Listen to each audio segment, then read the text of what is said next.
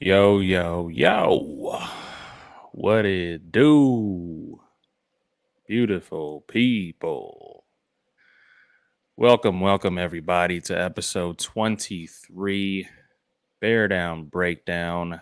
Um, yeah, Dom's already shaking his head. We haven't even started yet, bro. Haven't even started yet. Yeah, welcome everybody, episode 23, Bear Down Breakdown. Your source for all things Chicago Bears. I go by the name of Eli.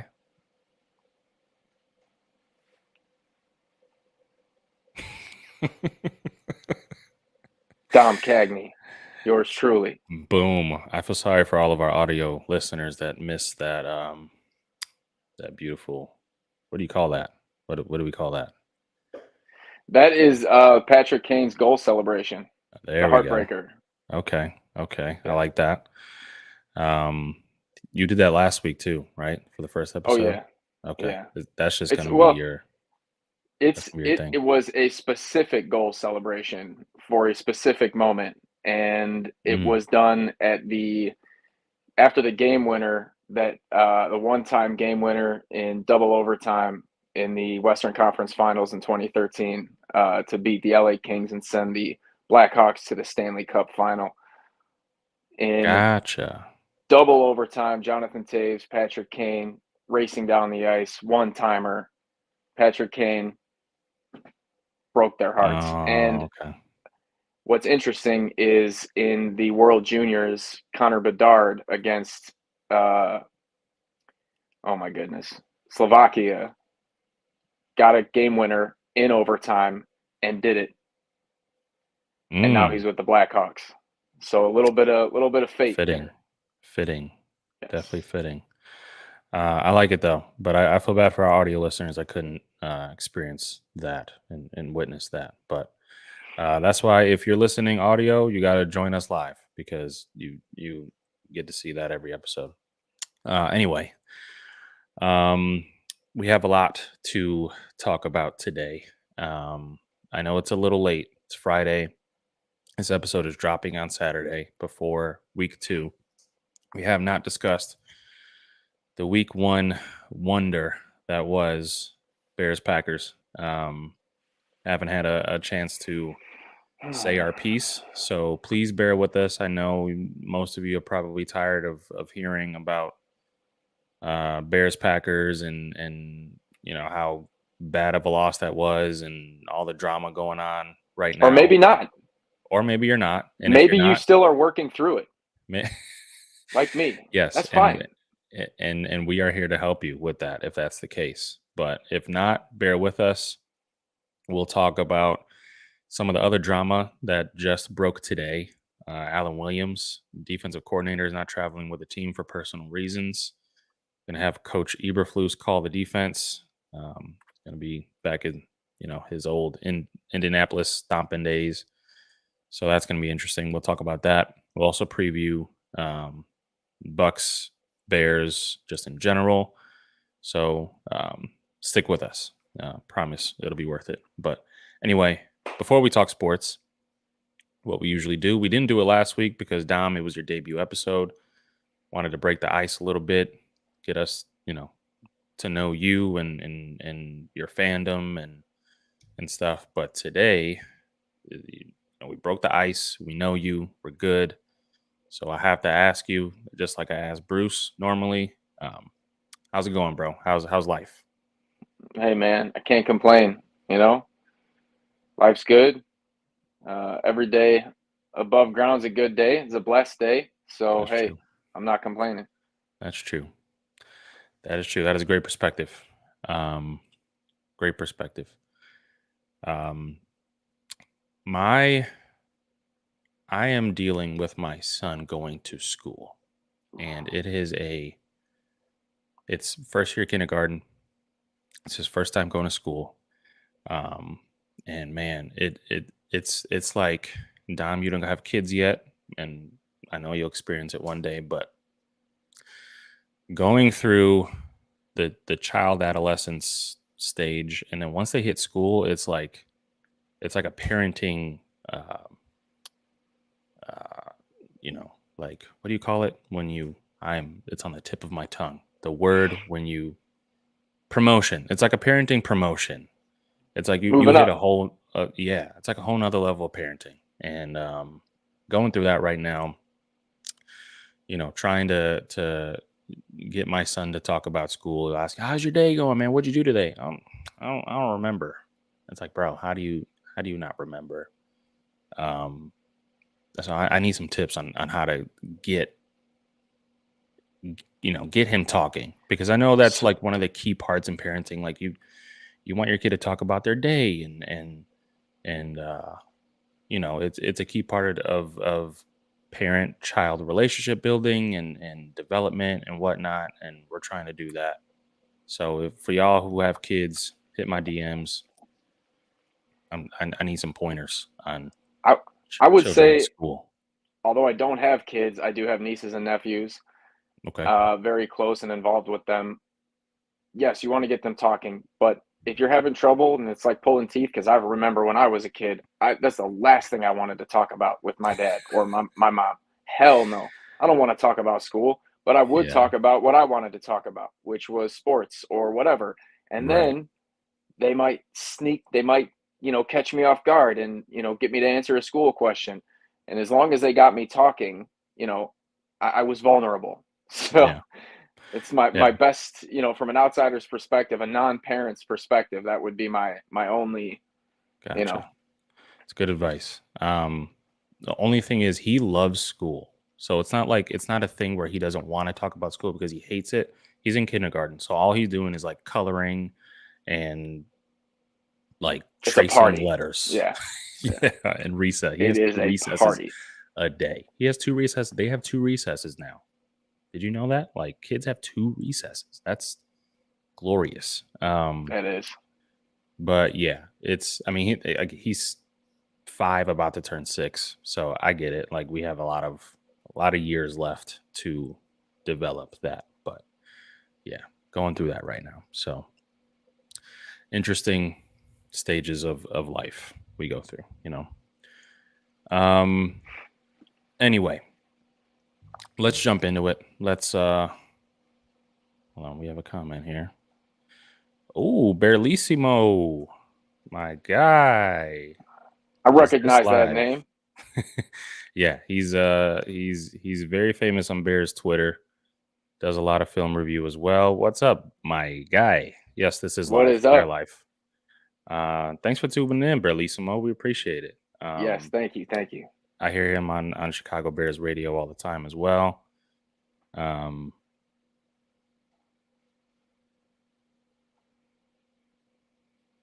I don't know what that's about. Uh, He's probably talking about what you should say to your son. oh, yeah, yeah, yeah, yeah, yeah, yeah, yeah. There you go. Okay, you know what? I appreciate that, Berlissimo. Um, those questions do work sometimes. Um, so again, he's 6 years old. Like, yeah, he's in kindergarten. He is in kindergarten. Um, so it is kind of like pulling teeth right now, a little bit, kind of like how you said, Dom. But yeah, it's a transition. He didn't go to preschool. He skipped preschool. So school is just like a complete culture shock to him too right now. So I get it. We'll work through it. It's all good. And he says, "Nah, I'm just a dude." Nah, Burley Simone, you're not just a dude, bro. Give yourself some more credit. Yeah, Appreciate you come on tuning now. in. Appreciate you tuning in. Anyway, let's talk Bears. Real quick, just breakdown of this Bears Packers game. Don't want to go too much into it. I know people have had You've all enough. heard it all. You've heard it Yeah, all. yeah. You've from People everywhere. people But don't want to relive it, and I get it. But it's the or same some story need that to we've work been. through it. It's the same story, guys, that we've been seeing for years upon years. It's just It's another impressive, actually. another quarter. It is. It's impressive. um, but yeah, so Bears lose 20-38. Um, Jordan Love has a pass rating of 123.2. Um, threw for 245, 3 touchdowns, 0 picks. Um, Justin Fields didn't look good, to say the least. He had 216 yards, one tutty, one INT. Led the team in rushing. At least that's a good thing. He had 59 yards rushing, I guess. You could say that. Yeah, couldn't stop Aaron Jones before he got hurt. Yeah, he did get hurt, by the way. And the Packers were also missing their best receiver in Christian Watson. So the one guy that we had to key in on was Aaron Jones, and we couldn't stop him. Bears defense couldn't get any pressure. I think we only dialed up 5 blitzes all day on a quarterback who's first year starting. He only had 1 start under his belt before this game. So didn't do a whole lot to make him uncomfortable. For those of y'all who watched JT O'Sullivan breakdown film, I know I watched it. It was a full hour of just laughable nonsense between Hard to watch. Yeah, between the scheme, the play calls, Justin missing reads, offensive line playing terrible. It was a full on all 3 phases blunder of a game by the Chicago Bears that they had 9 months to prepare for. Second year for this coaching staff. I know they have a lot of new pieces, but still not an excuse. Yeah, I hope that sums it up a little bit. But Dom, what are your thoughts on this game, man? So, yes, everything that you said. And if I were George, and I've been surprisingly George has been making me less ill this offseason for some reason. I don't know why. He's been more palatable to me. He seems to get it more, or I thought he did. But if I were George, I'd be furious. I would, Flus, you lied to me. Yeah, well, it's so true because I thought that the coaching staff failed. Yeah, for sure. The players, but I would say that I was thoroughly concerned, and I wish I would have gone with my gut more last week when we were making predictions. I just there were so many red flags along the way, things that looking back on it now is just like, man, we should have known. And where the confidence came from, I'm not entirely sure. And if you're a coach and you were confident and acting like anybody on that team had won anything, and you were going into that game with confidence and that was your game plan, I question your coaching acumen. And it's, I don't know what else to say. It's just, yes, Justin was bad. But and this was something I didn't appreciate during the game, once you look at the all 22, you realize how badly he was set up to fail. And that's where I say it's impressive because we have a new GM, we've got a new president of football operations, we got a new GM, a new head coach, new coordinators across the board, a lot of new players, and somehow we are having the exact same conversation that we were having with Mitch and Nagy and Pace, and it's mind-boggling. It's so frustrating. Yeah, this was just a copy and paste from the previous regime in terms of everything. It just always seems like the more time the Bears have to prepare for a team, the worse we do. This is the first game of the season, man. Like I said, you had 9 months to creatively prepare for this game. You had 9 months. The very first third and short that they run is a QB sneak, but with Cole Kmet. By the way, their first 3rd and 1 play call is completely scripted on Luke Getsy's play call sheet. Like, it's right there. He knows what he's calling on 3rd and 1. He probably knew what he was calling on 3rd and 1 a month ago. But that's what you call is a Cole Kmet sneak. It's mind-boggling. And Berlissimo hit it on the dot. He said, I'll bring it up again. He said, I think the best contrast I saw in all 22 was the competency and how much help the coaches give their players. He also said tons of pre-snap information for Love, tons of pre-snap confusion for Fields. At least 6 times, two receivers running the exact same route to the same side. I noticed that as well. That was That's Nagy shit. right. Having That two receivers in the same area, it's just that doesn't happen in football. You don't do that in yeah, football, and it's that's maddening. Nagy shit. And again, I I don't know whether it's confusion and breakdown on the player side, or I'm almost positive that Luke Getzey's not drawing up routes where they're in the same running the same route on the same side. It doesn't make any sense. But anyway, still doesn't matter. It speaks to your lack of teaching, your lack of coaching, your lack of execution, and that comes down to coaching in general. So Where, whatever it is, where did there's no excuse for it. where did all the confidence come from? What do you Where mean? so from Flus? I mean, from the players. Like, do you remember what Dom Rob was saying, or was it Yeah, Jalen Jones? all that talk There was was so much talk. It's just nonstop, and that's something that, like, as Draft Doctor Phil always says, the players are a reflection of the coach, and that was coming from Flus. And if this was what you were seeing as a head coach, and this was the confidence that you were, I mean, what? It's I don't understand it. It's baffling. yeah, it all that talk was and to play like they did was it's part of what made this so disappointing. It's definitely part of it. Eddie Jackson coming out and saying that he's going to have the best year a Bears safety has ever had, and Jaquan Brisker coming out and talking all this mess and having this players only meeting uh, that apparently he had, and then talking about he said something like, "Why not us? Why not us?" And then Over and over, yeah. after this game, he has the nerve to come out and say, "Oh, we needed this. We needed this ass kicking." Wait, I thought it was why not us? But you needed an ass kicking in week 1 to your biggest rival? You needed an ass kicking?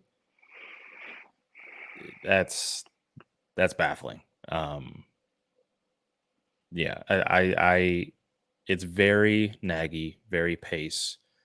Uh obviously the play calls and the execution was terrible, but also the the personnel decisions.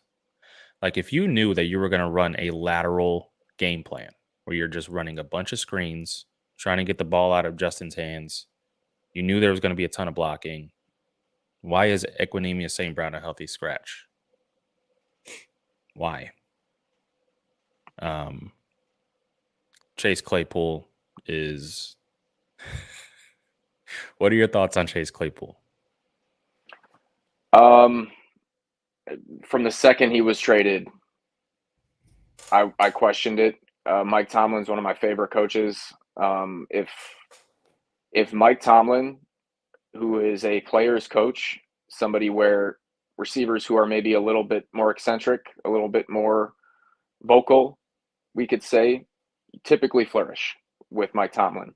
And if Mike Tomlin couldn't make 6'4", 240 with the 4'4", 40 work, then that should have been a red flag right there for anybody else who had the idea to bring him in. And I questioned it then, and I'm a Notre Dame fan. Like, and I was like, you know what, I'm done with this. People wanted to give him a chance last year. Oh, he doesn't know the system. Give him a full off season. I just that was the last thing that I needed to see from him entirely.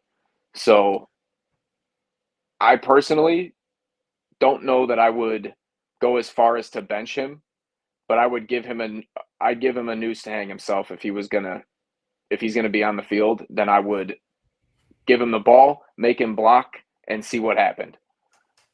And I agree with that. There were times where he looked maybe confused, and that was one of my points with Nagy sometimes, where it's like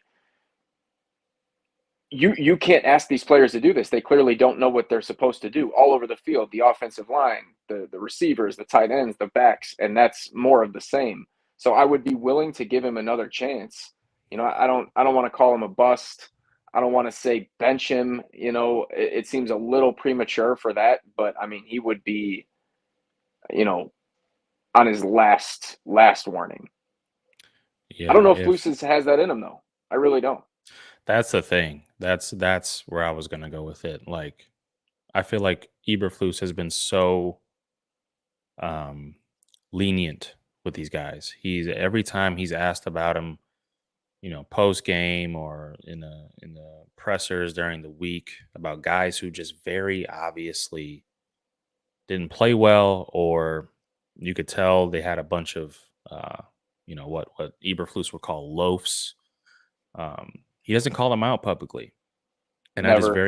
I hope that he's not that soft behind doors. I hope that in the film room, in these meetings, in behind closed doors, he's laying it into him. I really hope so, because we none of us know what's going on behind closed doors. I really hope so. There needs to be accountability.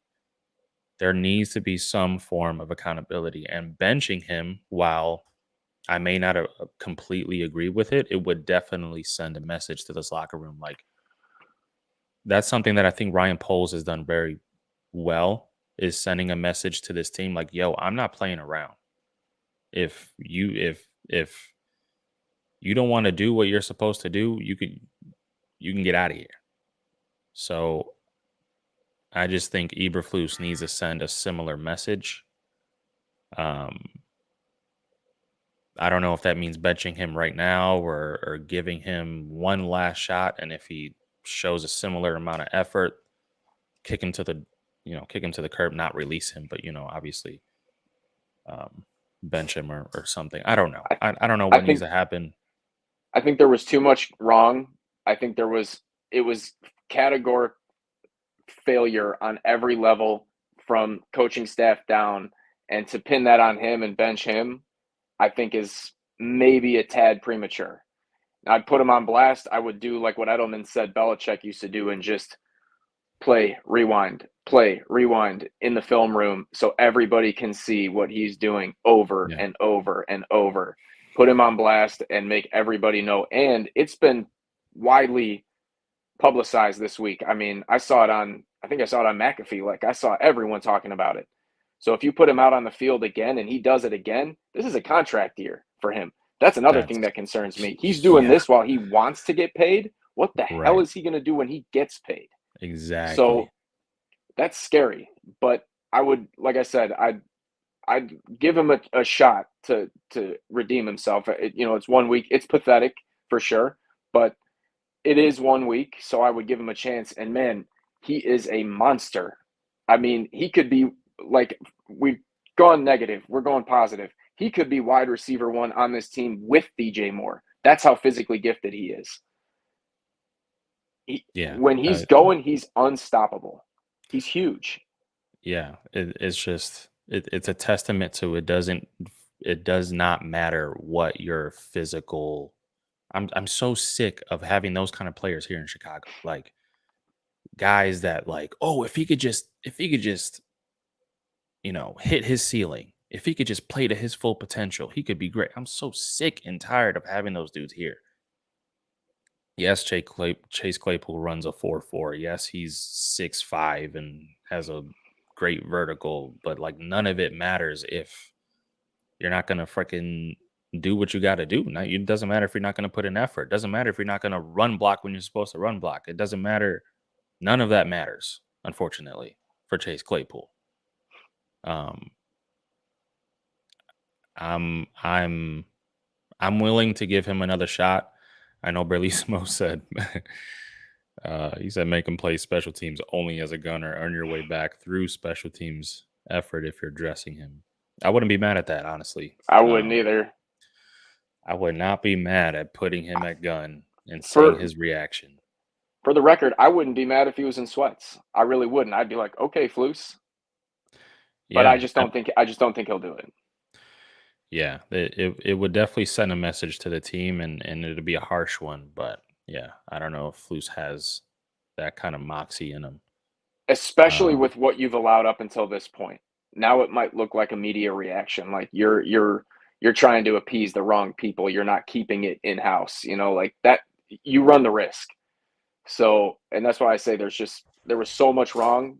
His was the most egregious and the one that the media lashed onto, rightfully so. But there was so much wrong with that game. It starting with the coaching staff. Yeah. Let's talk about Justin, because I know a lot of people are talking about Justin right now. I've heard some, he's a bust already. He's not it. He's not the guy. Start, try out Tyson Bagent, all of this other stuff from Bears fans. I'll give you a scale on a scale from 1 to 10 down. What is your confidence level that Justin Fields can figure it out this season from 1 to 10? How is he? It's nuanced. So how is he being played? Does he have to run that offense he ran last week? Because if that's the case, 2. But if Getsy's going to get his head out of his ass, I believe in Justin, the athlete, and I just know of too many quarterbacks that aren't asked to do what he was just asked to do. Yeah. And, so it's very nuanced. Do I think on a scale of 1 to 10, do I think he's going to turn around and, be in the MVP conversation like we were talking about in the offseason? Scale of 1 to 10, 0. But Yeah. that's not what he has to be. It just really depends on the game plan. And I learned this lesson with Mitch. I was the one caped up defending him, and people were like, dude, it's been 3 years. He's shown you what he is. And I was always like, no, it's Nagy. It's the scheme. Like, you just got to run what they run in San Francisco and he'll be all right, man. And it's just like, no, he's just not very good. That's the problem. And like, is it the coaching staff or is it Justin? Like, if you run the right scheme, will he be all right? Or is he just not that good? And I'm still kind of undecided. I have my concerns that I could lay out in graphic detail of Justin, but there's also a lot of stuff where you're like, man, he can just do things that other guys can't do.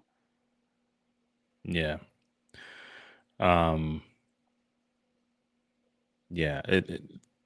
The performance on Sunday, I feel like the offensive performance was so bad where it is a lot like Mitch Trubisky and Matt Nagy, because Nagy was such a bad offensive coach and he was so bad at using Mitch at what he was good at. And Mitch was also not good enough to mask those, uh, those imperfections of Matt Nagy, because he's not a generational quarterback. There's only 2, 3, maybe 4 guys in the league that could take Matt Nagy as an offensive coordinator with him calling plays and look decent. You saw what Patrick Mahomes in Week 1 looked like with what looked like Matt Nagy calling plays. And granted, I know Kansas City's receivers had a lot of drops, but that offense looked pedestrian at best. If you remember, Um, too, the Bears receivers dropped balls left and right in 2018 and 2019. I mean, they were right, terrible. right, So yeah, it's similar. It's one of those things where I don't think we would see the Mahomes today yeah. that we see now had he come here. But in terms of comparing it to Justin and Luke Getsy in that Week 1 performance, I think it was very much so where Luke Getsy's game plan, his scheme that Sunday just was not. It didn't set Justin up for success, and Justin wasn't good enough to mask those imperfections on Sunday. So it was definitely both of them. Um, I have my concerns with Justin right now. It's uh, again, it's just the lack of wanting to pull the trigger. This was something that we talked about last week in our first episode. I've been talking about it since last year on the podcast as well. Um, the dude just has to pull the trigger, and I don't know what it is. I don't know if they're coaching him to go through his progressions so much that he's just like, okay, 1, 2, 3, 4. He's going through them so quickly and then just goes to the check down because Luke Getzey just wants to see him go through his progressions, and it's so much in Justin's head to go through your progressions that he's just, you know, he's just He taking a check down because it's he went safe. through his he went through his reads like that with Nagy too. I think that's Justin the quarterback. That was a problem with him with Nagy. Yeah. Yeah. I think Nagy more so preached on his mechanics, and honestly, I think his mechanics with Matt Nagy were even better than they are right now with Luke Getzey. Because I was uh, somebody posted a bunch of Justin Fields throws in his rookie year under Matt Nagy, and he looked way more confident.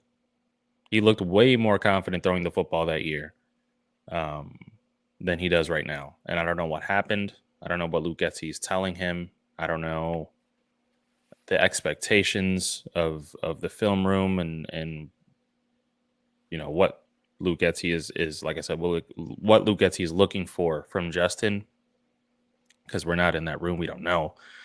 But something's off, man.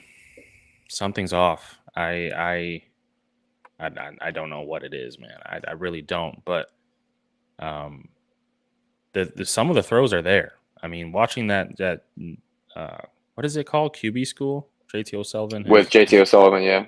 Yeah. Some of those throws were there, man. Like right there.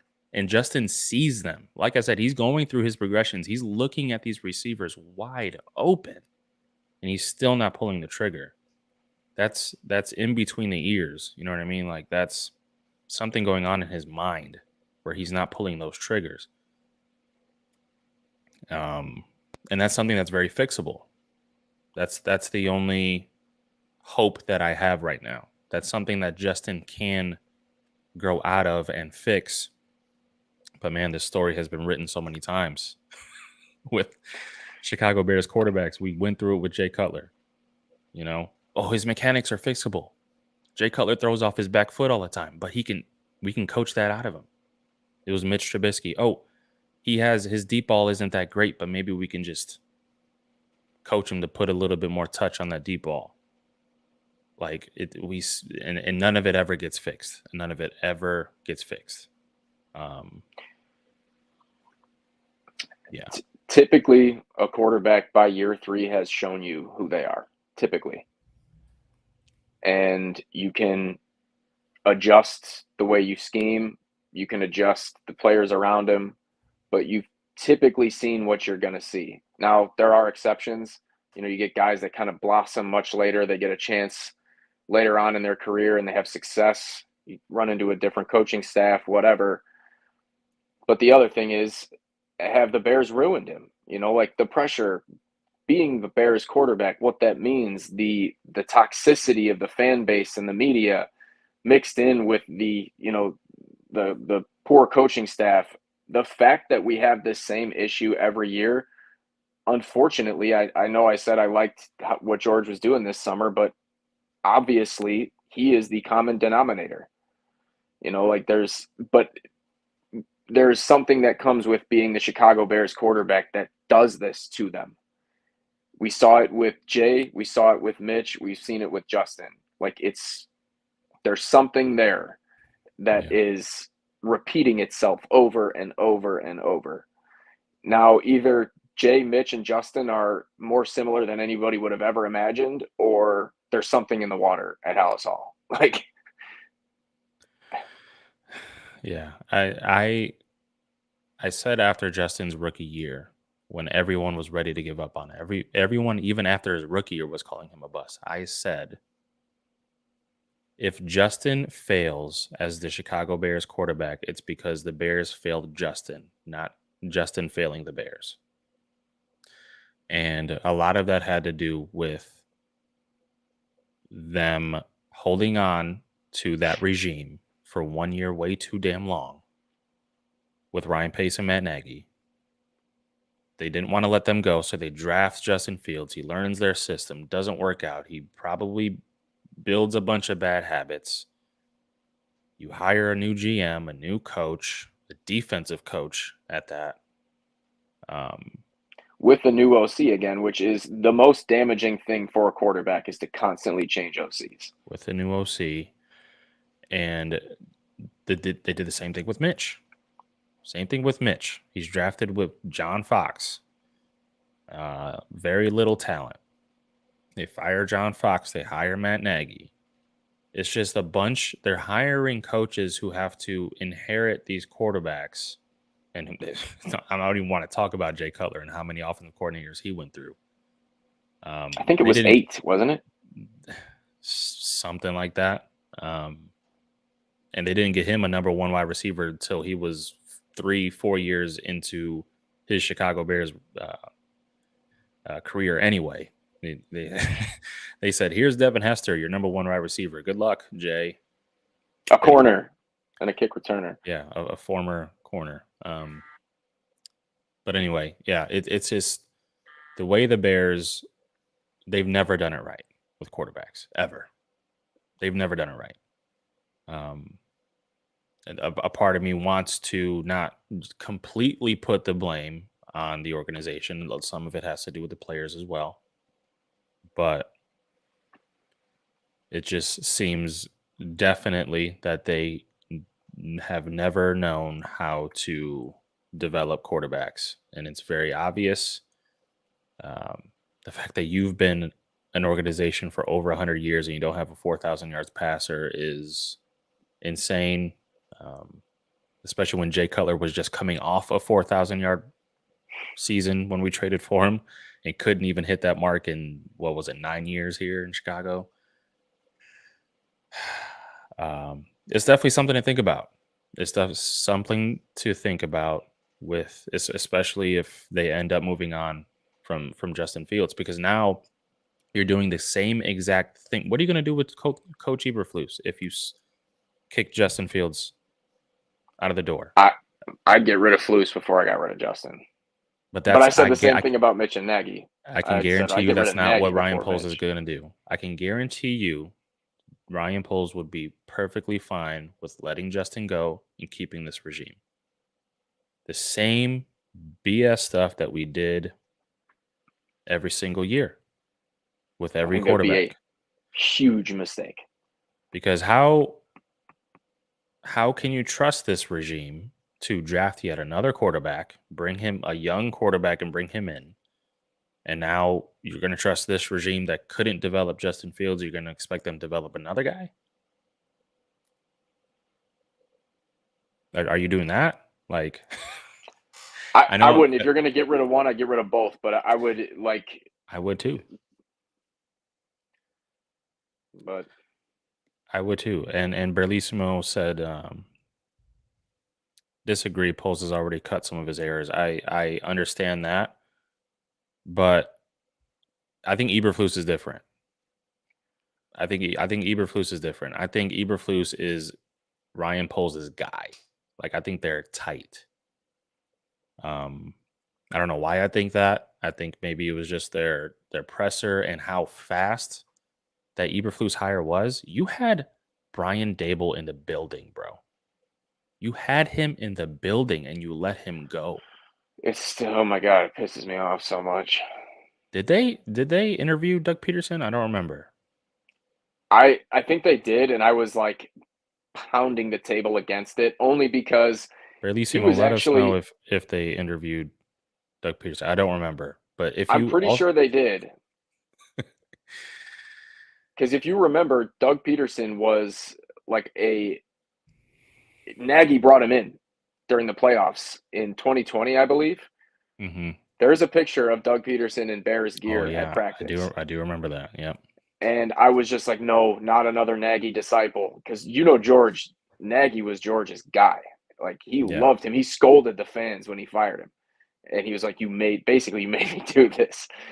But I was totally against Doug Peterson. Now I'm second guessing. Out of the three coaches, if those are the three options, even Dan Quinn, Flus was the last one I would have chosen.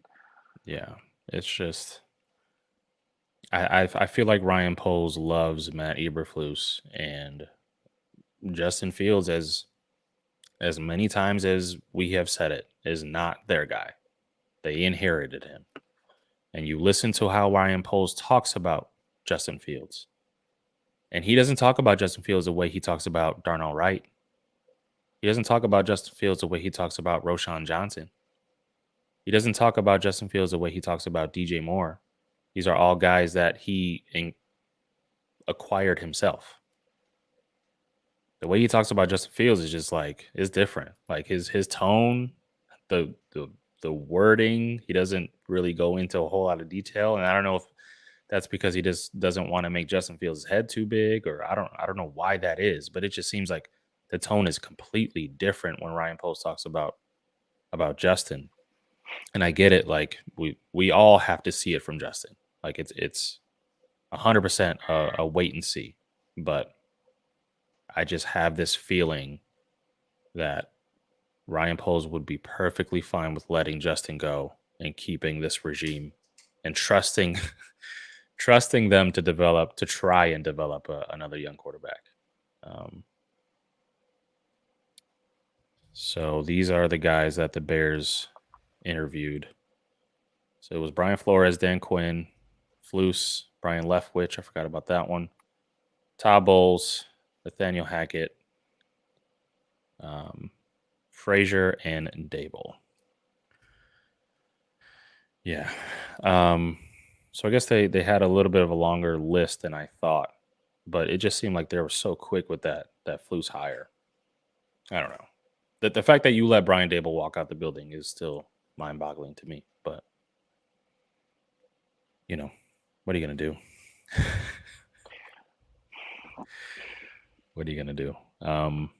There was, to your point about how Poles talks about Fields, I felt there's been a little bit of chilliness from Fields back at the coaching staff, especially this week. I felt like there were lines drawn in the sand by both Justin and Getsy. And I felt like Justin was like, hey, man, like, that was the game plan. I don't know. And he also made a comment like he didn't, I forgot what it was. He was talking about the plays coming in and if he had the ability to audible. And he didn't say, like, I have the utmost faith in my coaching staff. He essentially said, yeah, and you kind of just got to trust your coaches in that situation. It's a subtle difference. Forget where else I saw that, but I was like, yeah, that is a very subtle but noticeable difference. I went back and watched it, and when you listen to Justin, he seems to be drawing a line in the sand. And I remember that also from the Nagy and Mitch era, where it was just like, man, these guys don't even like each other. And I'm starting to see some of that, like that line in the sand drawing in press conferences. Never mention anybody by name, never mentioning anything specifically, but always kind of just like these thinly veiled, I don't want to say shots, but like line in the sand. That's the best way I could put it. Yeah, and Barlissimo, man, I completely forgot about that. About he said Getsy threw Poles and Flus under the bus. Did you hear that? When No, they asked Luke Getsy about the what I mentioned before about Equinemius St. Brown not being active and being a healthy scratch and him being such a great blocker. Um, Getsy was asked that, and he said that it's Ryan Poles and Matt Eberflus's decision on who is a healthy scratch and who starts, who gets dressed. So it wasn't up to him. Basically, is what he said,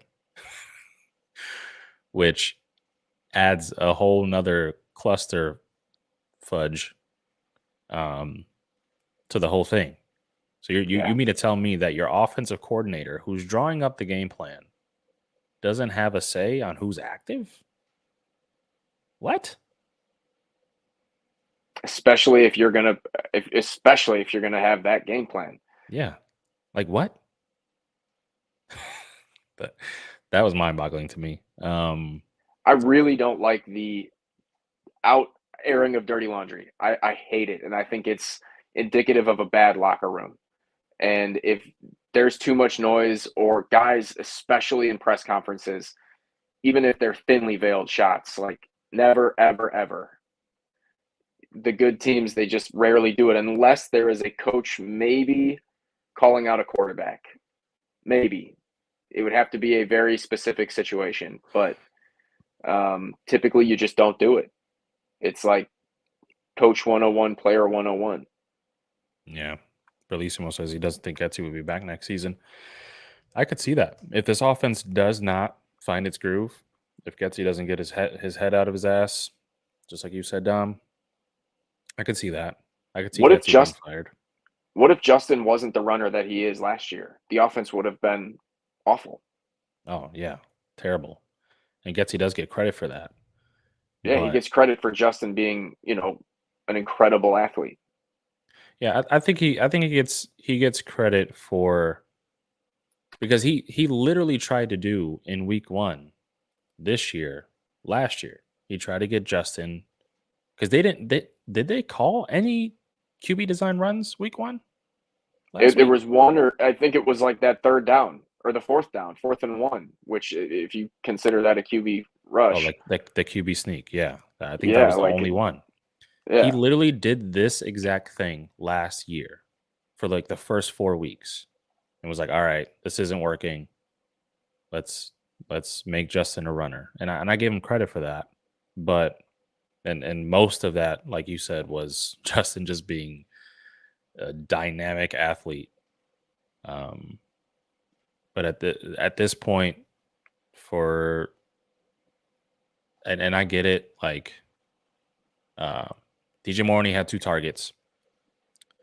I think JT O'Sullivan put up some video film evidence of where Justin probably could have gotten DJ Moore the ball where he was open, but still, like the lack of creativity in the game plan that you had this much time to prepare for it is mind-boggling Matt Nagy type BS.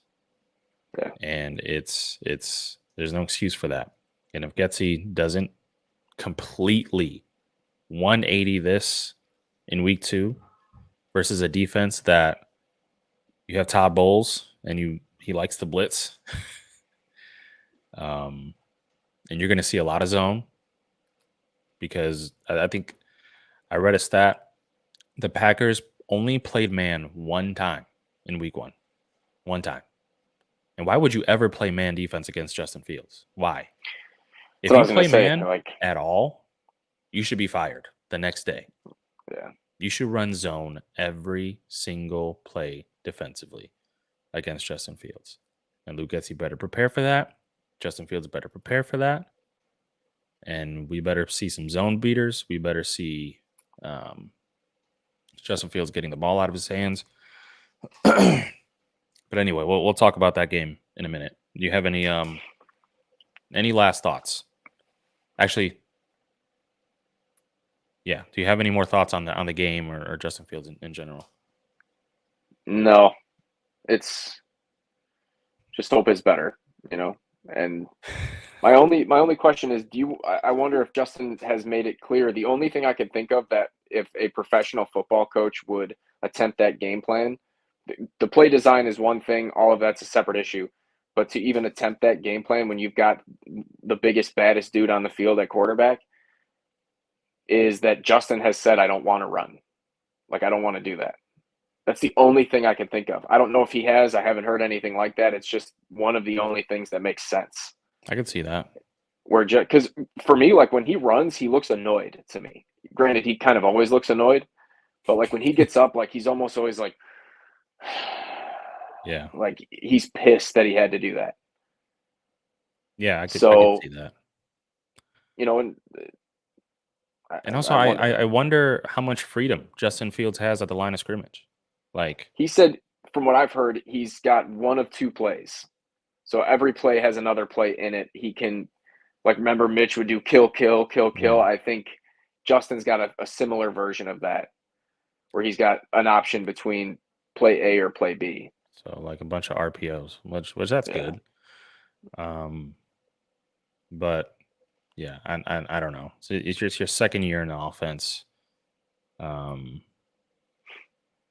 Bellissimo said he can call protection and kill calls only, which Um, he said he knows that from a player. Wow, we got the scoop.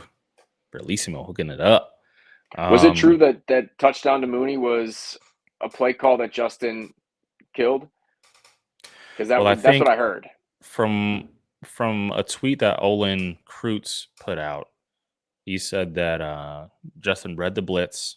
He, uh, I think he fixed his protection and then just knew where he was going to go with the ball, which is credit to Justin. Like Yeah, that's good that's a stuff. great pre-snap read. It was a great throw. He had a dude in his lap when he threw the ball as well. That was probably the one really good play from Justin that game.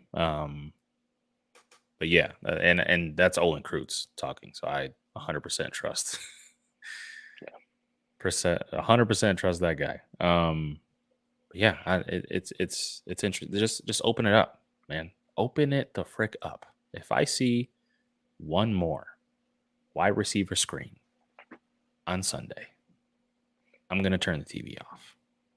What's funny is though somebody said the way that you beat Todd Bowles' defense is screen game. That's true. If they blitz a ton, then yes, screens will help with that. I don't But care. I want to see bombs, nukes. I want to see those two. I want to see those two. Real quick before we get into the game, I want to talk about this Alan Williams thing. Yeah. Because the news just broke today. It's Friday. That Alan Williams is not traveling with the team. That's our defensive coordinator, guys. He calls the defense. Um, he's not traveling with the team to Tampa for personal reasons. I just hope that, whatever it is, we don't even have to know what it is. I always say this with personal reason stuff. Like, we're fans. We don't have to know exactly what goes on in these guys' lives. They're people.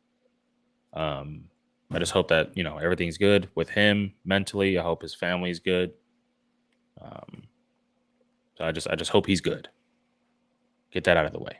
Um, People are trying to speculate whether or not he got demoted or fired or anything. I don't think it's that. I think if it was that, they would come out and flat out say it. Yeah, we would But know. what's interesting is Matt Eberflus, being that this is his defense, he's going to be calling the defense on Sunday, and that's something that he has not done since Indianapolis. He took on the coming here. It is his defense, but he took on the what do you call it? The overseer role where he just The CEO. where he just oversees everything. It's like that John Fox. They played on Hogan Johns all the time. That John Fox soundbite where he says he doesn't coach offense, defense. He doesn't coach offense. He doesn't coach defense. He doesn't coach special teams, but he coaches all three.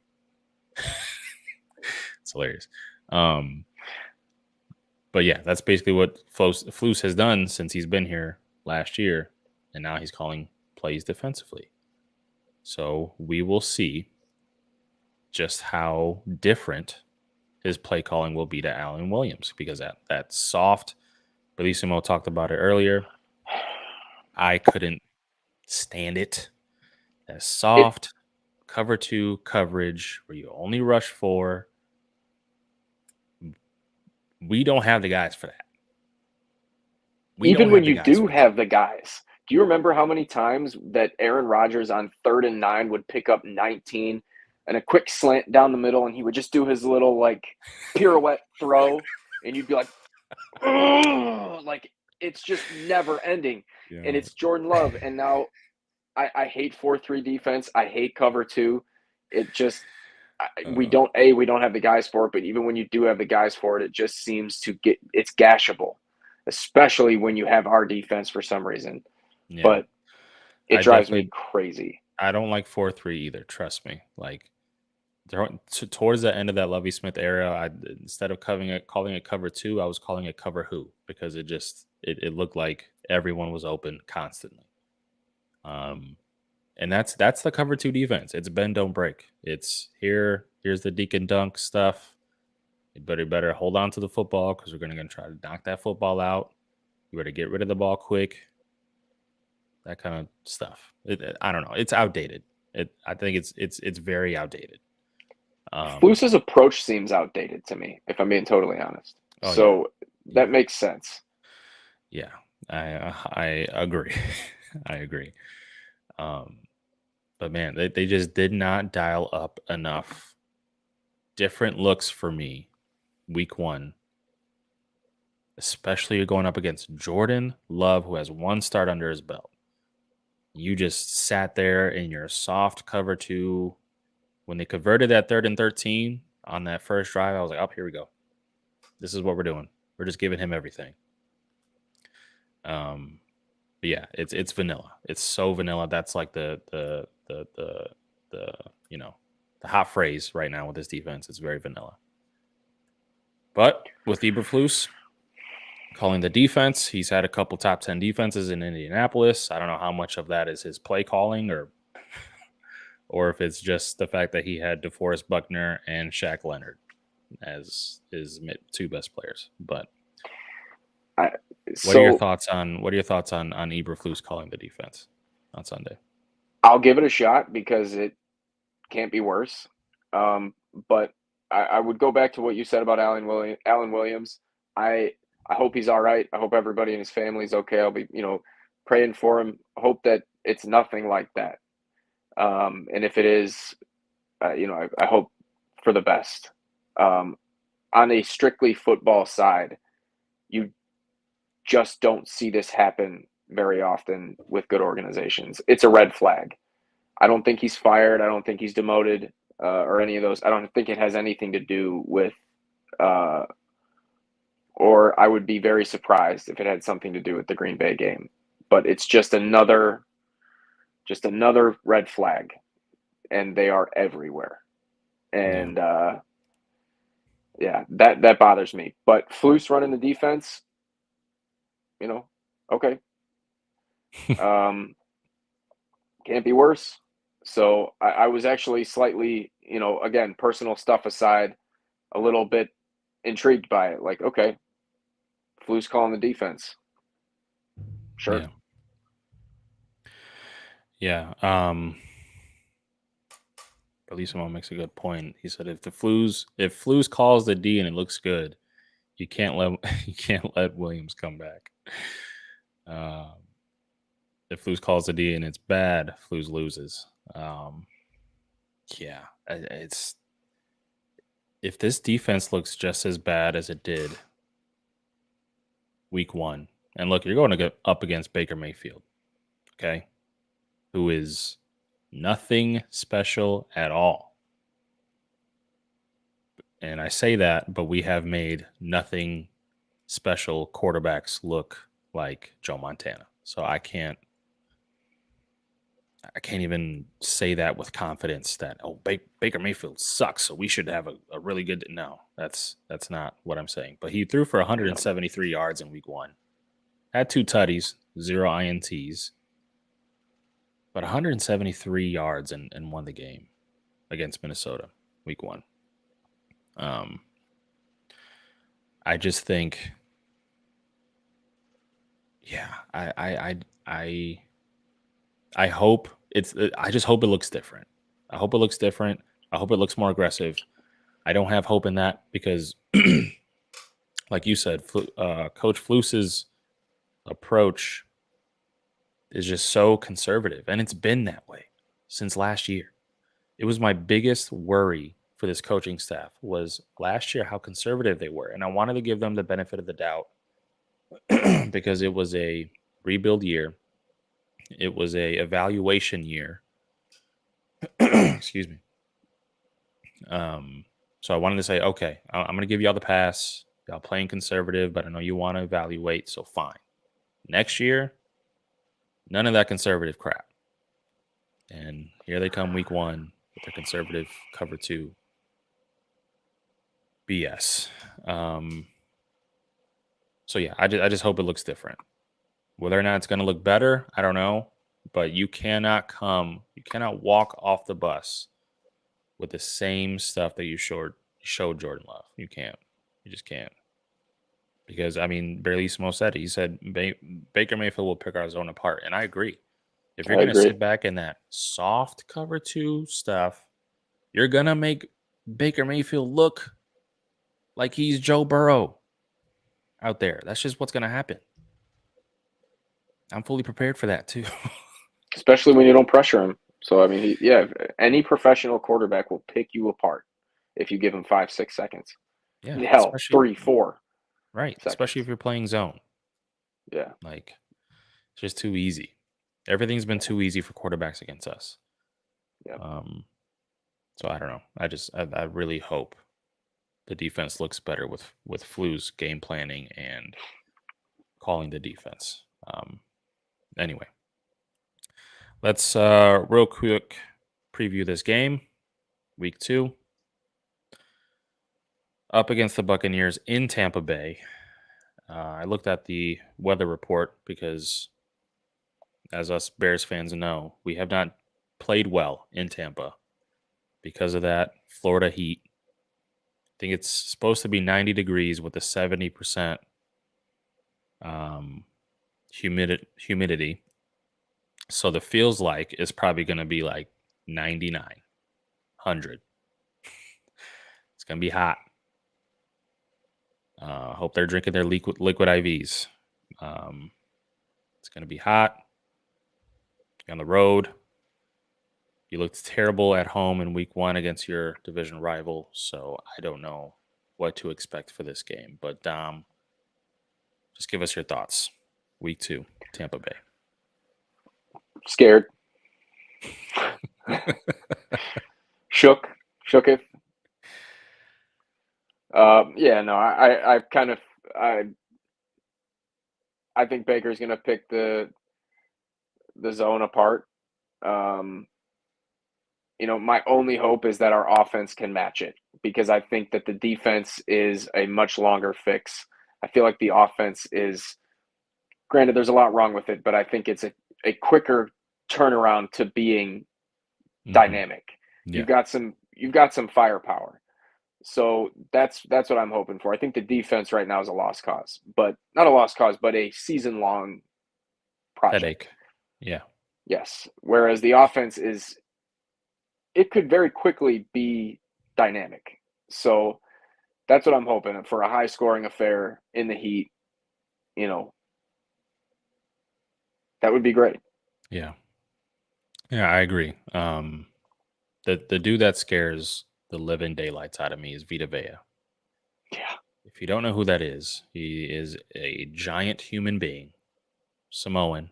If you know Samoans, you know they're just giant human beings in general. But this dude is a monster. And what's the weakest part of our offensive line? The interior. So at least that's what it was in week 1. So he scares me. Levante David is still he's getting up there in age, but he's still a very solid linebacker. So their defense, when like I said with Todd Bowles, he's going to dial up some very creative schemes, some very exotic looks for Justin Fields to try and read pre-snap, to try and decipher where to go to the ball post-snap. So it's going to be interesting. It's going to be very interesting to see our offense. I do completely agree with you, Dom. I think it's going to have to be a shootout. You're going to have to score points in this game. Yeah. Because our defense, I don't see how creative you can get with a 4-3 cover 2 scheme. I mean, you want to get Jaquan Brisker blitzing again so he can lead the team in sacks, I guess. Sure. Cool. But even with him calling it, and even with me wanting the defense to look different, I don't know how much different you can be. We just don't have the guys up front to make this defense work. You passed up on Jalen Carter. You didn't sign any big names in the interior defense. You drafted 2 guys, but cool. We'll see if they can step up in this game. But yeah, the front 4,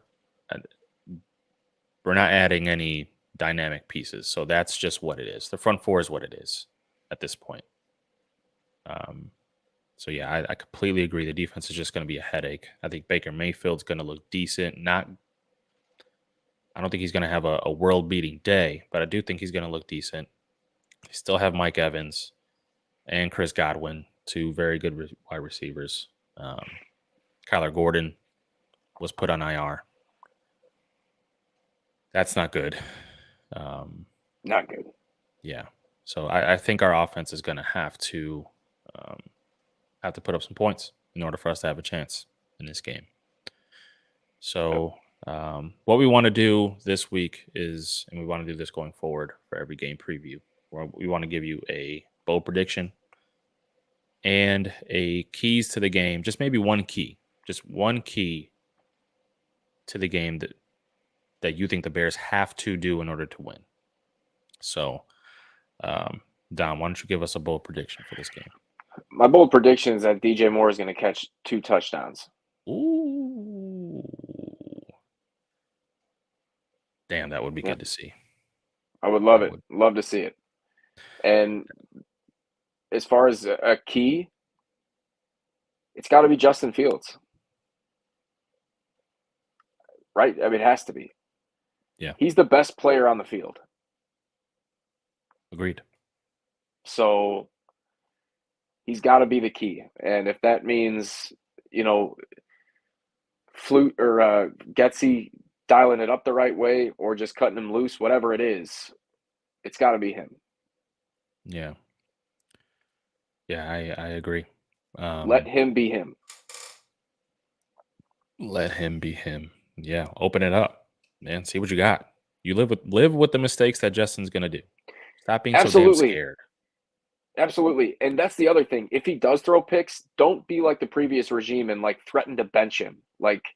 Just let him go. How many times have we seen Josh Allen 3 picks, Burrow 3 picks? Man, I mean, they do it all the time. That Monday Night Football game, Josh Allen was handing out picks like Oprah hands out cars. It was crazy. You get a pick. You get a pick. Yeah, it was. But it has to be that way because otherwise, then every throw is a referendum on their career. That's how it was with Mitch. Every throw was a referendum on whether or not he was a starting quarterback. It can't be that way with Justin. Yeah. If at the end of the season, okay. But maybe Justin has gotten that vibe from polls that, oh, no, it is that way. Every throw is a referendum. So mind your P's and Q's. That could very well be the case. Which I hope isn't because you can't win that way. We saw that already. Agreed. He can't be scared. He can't be so tightly wound. He is a supremely confident guy, and it seems like he's lost that. So yeah, he needs that swagger. Justin Fields needs to play with swagger. If you don't get him in some kind of a swaggerish rhythm, he loses it. Play with swaggery. There needs to be a swaggery. I like that going on. Yeah. I like that.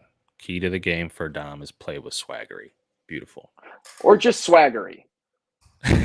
Key to the game in general. Swaggery. I like that. Okay, so my bold prediction is I think the Bears are going to have 4 sacks in this game. And that's a bold prediction.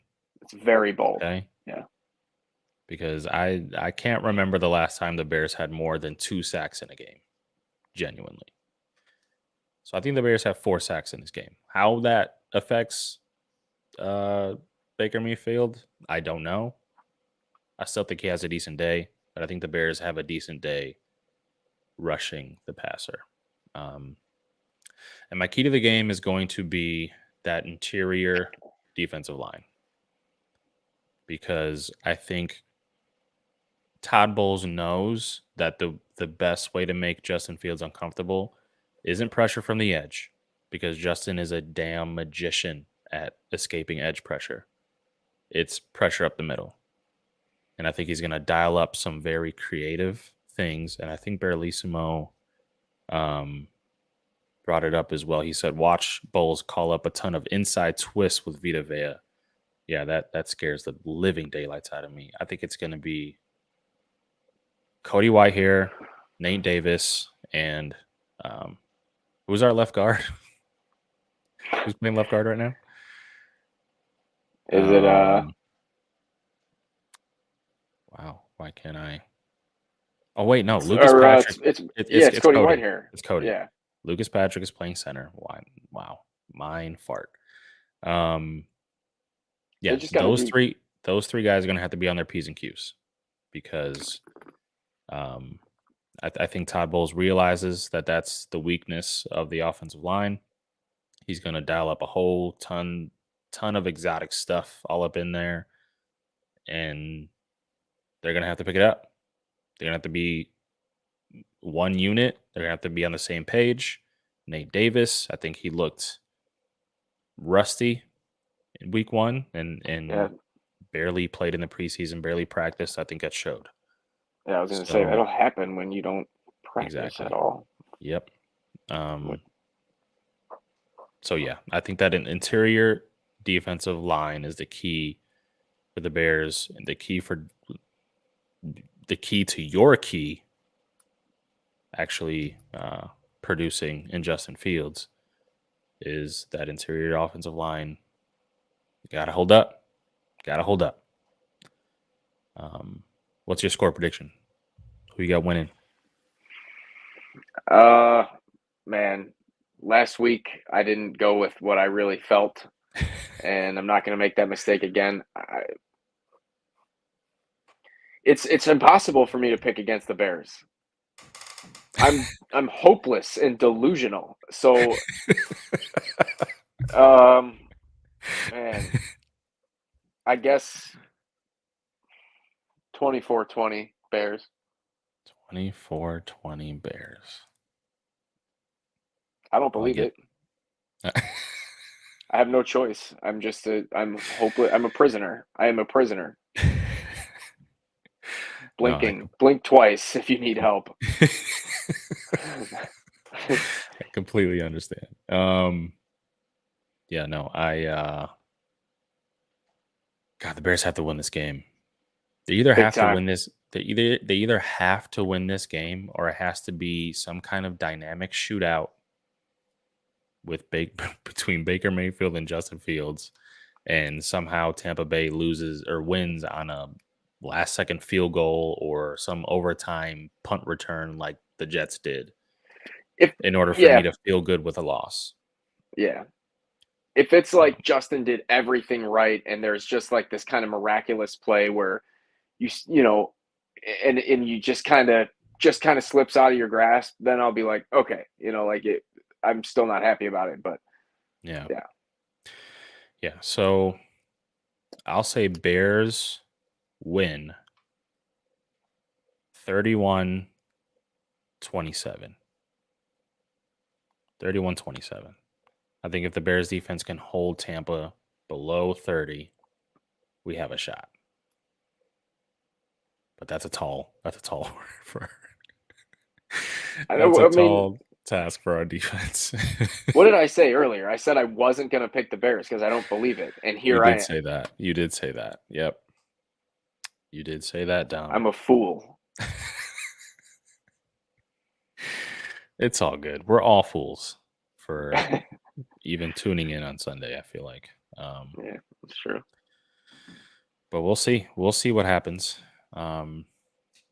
Hopefully, we'll be back on the mics on Sunday to give you our fresh, and I'm talking about fresh thoughts on this game, win or lose. But before we end the episode, we're gonna end it how we usually do with a segment we like to call Rec of the Week, where we recommend something, anything that we want to you guys, so you guys can watch, listen, try, whatever. So, Dom, what's your Rec of the Week this week? It's a very fitting thing given you and I, but there is a potato chip out there Hey. called Great Lakes. It's a kettle cooked chip, cherry Okay. barbecue, Oh my Great Lakes gosh. chips. I don't even like chips. I really don't. And I came across them and I tried them, and they're the best chips I've ever had in my life. Cherry barbecue? Yes. That sounds amazing. I'm telling you, they're the best chips I've ever had. Best barbecue chips I've ever had. I don't know. I have to, think about that one more, but they're pretty damn good. Nice. Yeah. Nice. For those of y'all who didn't get the reference that Dom said, our background is I work for Frito-Lay. Dom works at a store called Kramer's. And he works in the chip aisle. He does a snack. He does the Oh, snack much aisle. more than just that. Oh, well, yeah. You do way more. You've been there for as long as I've been alive. So so yeah, you do way more. But your specialty, I feel like is where I see you the most, at least, is in the chip aisle. And you're Yeah. stocking the other chips, not the Frito-Lay chips, but the other ones. So Yeah. that's where me and Dom met. That's where we talk sports all the time, is in the chip aisle. So that's, you didn't get the reference. That's what that was. But yeah, I'll have to try those. I'll pick them up. Yeah. They're delicious. My rec of the week is a TV show called The Morning Show, and it's on Apple TV Plus. So you need Apple TV Plus to watch it. But the new season just came out a couple of days ago, season 3. So you have full 2 seasons to binge through if you haven't watched it. But it's basically about a news show, kind of like Good Morning America. I think it's basically based off of Good Morning America, with that guy and the whole sexual assault scandal. I forget the real dude's name, but they have something similar in the TV show where a dude gets caught, a very famous news anchor gets caught for sexual assault, and there's just lots of drama, and it's a really cool behind the stage look at news shows and how political they are, and um, how they force certain stuff down people's throats in terms of what they what they want us to view, and what they want us to consume. It's crazy stuff. But yeah, so morning show, Apple TV Plus, season 3 is just came out, so you have 2 full seasons to go through, but highly recommend. Really good show. There you go. That's it for episode 23. Uh, Hopefully, Dom, next time we hop on the mics, it'll be a lot, lot better, a lot more Let's positive stuff to talk about. I feel like this whole episode please. was Yeah. just, I need a shot right now. Yeah. Yeah, this was a downer, but hopefully next episode, we'll be able to talk about a win and Justin playing well and the defense playing decent. We'll see. But Sunday we plan on recording, so make sure you guys tune in. If you did tune in today, we appreciate you so much. Thank you for either watching us live or tuning in on the audio podcast. If you did tune in on the audio podcast, leave us a review. Hit 5 stars. If you want to write a nice little, what did I say last week? Oh, we're talking about whispering sweet nothings. Whispering sweet nothings in the comment section. If you want to write a full review, whisper some sweet nothings to us. We'd appreciate it.